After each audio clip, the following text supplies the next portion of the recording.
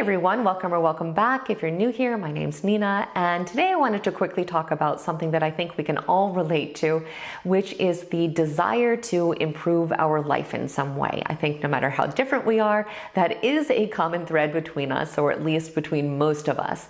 And I have worked with so many people who have said that they want to change their lives completely, either because they are profoundly unhappy or because they've gotten to a point where they realize that their life is nothing like they would have wanted it to be.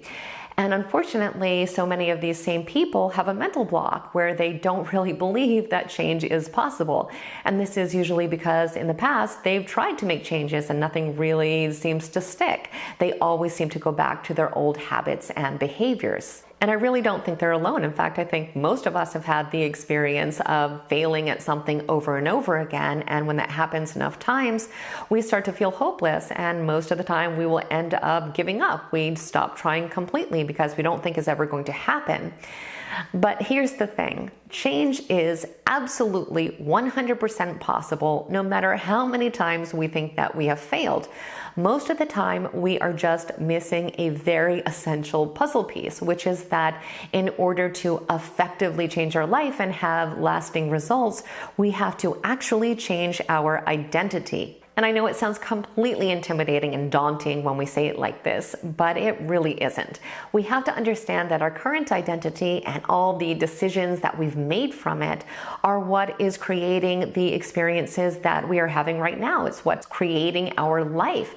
And if we're not happy with it and we want to make changes, this is the only way to truly do that. We need to begin re-envisioning our lives and deciding what we do want for ourselves very specifically. We have to know all the details. We have to give ourselves a roadmap. We have to ask ourselves, what person do I want to become? What does this person do? How does this person think? What does this person have that I don't feel like I currently have? We have to start out with an end goal in mind and then gradually start to become this person by shifting our inner identity to match it, and then making lifestyle decisions that are in alignment with this future version of ourselves. If you commit to doing this, even if you start with really tiny decisions, you will begin to change your life dramatically. And as overwhelming and intimidating as it may sound, I guarantee you that the person you are wanting to become is much more in alignment with your true self than the person you are acting as now.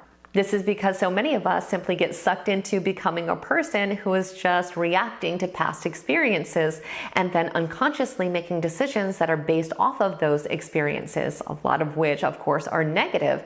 And so in a sense, we never really design who we are as a person or even our own life. We just let the world and our experiences design it for us. We kind of get stuck with it and then we just keep going along with it. Most of us are just trapped in this loop of repeating thoughts and behaviors that we really don't question, sometimes for decades. But we need to question them, especially if we're not happy, because these very thoughts and behaviors are what is creating our reality every single day. And if they don't change, then nothing in our life can change. But believe it or not, we have the power to start changing them right now if we want to. And this all starts with changing our mindset to mirror the person that we want to become. Start looking at your life through the lens of your future self. Look at your habits, look at your choices, look at your thoughts, and ask yourself if the person that you want to become would be thinking these thoughts and doing these things. And if not, take time to consider what they would be doing and what choices they would be making. We also have to really understand what beliefs this person would have about themselves. So take time to think about all of these things and then start to take on the mindset of this new person, even if it feels fake. Because it's not that it's fake, it's just that we have resistance. And the reason why we have resistance is because this new person is not familiar to us yet.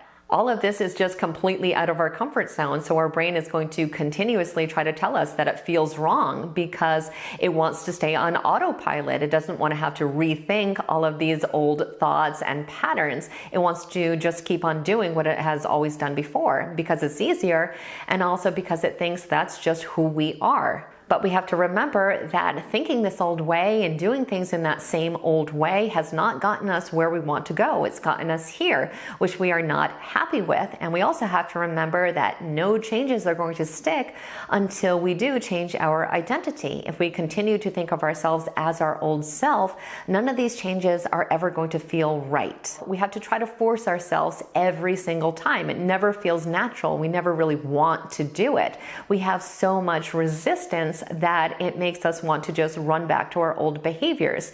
We usually end up having some kind of a weak moment where we feel like we can't do it anymore and our old habits come back. It happens almost 100% of the time. But when we start adopting the mindset of the person that we want to become, we see that changes really do start happening and becomes a lot easier for us. We realize that it is possible because it is possible for this new person. Our brain knows, however, that it wasn't possible for the old person, which is really why this is the only way. So we have to start little by little to make choices that bring us closer to the life that we actually want. And the amazing thing is that research really shows us that when we start to take action, no matter how tiny that action is, that incredible things start to happen. We become happier, we become more inspired, and we start to see changes happen all around us, even without our own effort. Our life starts to naturally shift in a much more positive direction. And of course, I'm not saying that this is always going to be easy, and that's why we do have to be patient with ourselves, because let's face it, we've been acting as our old self for a long, long time. And even if we're not completely happy with our life, we probably have some attachment to our old self and our old life. But if we do want to change, change is possible. And it becomes a lot easier when we start to repeat our new thoughts and behaviors, because eventually they become habits. And if we think about it, our habits are really what create the quality of our entire life. They are what we think about and we do all day long, every single day. So in essence, when we can change our habits, we can transform our entire life. And this is the only process that I have ever found that can actually make that happen. So just some food for thought today, and I would love to hear if the message resonated with you, so don't forget to leave a comment down below.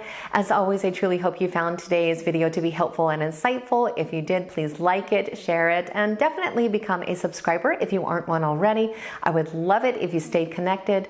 I want to thank you so much for spending time with me today, and I hope the rest of your day is extraordinary.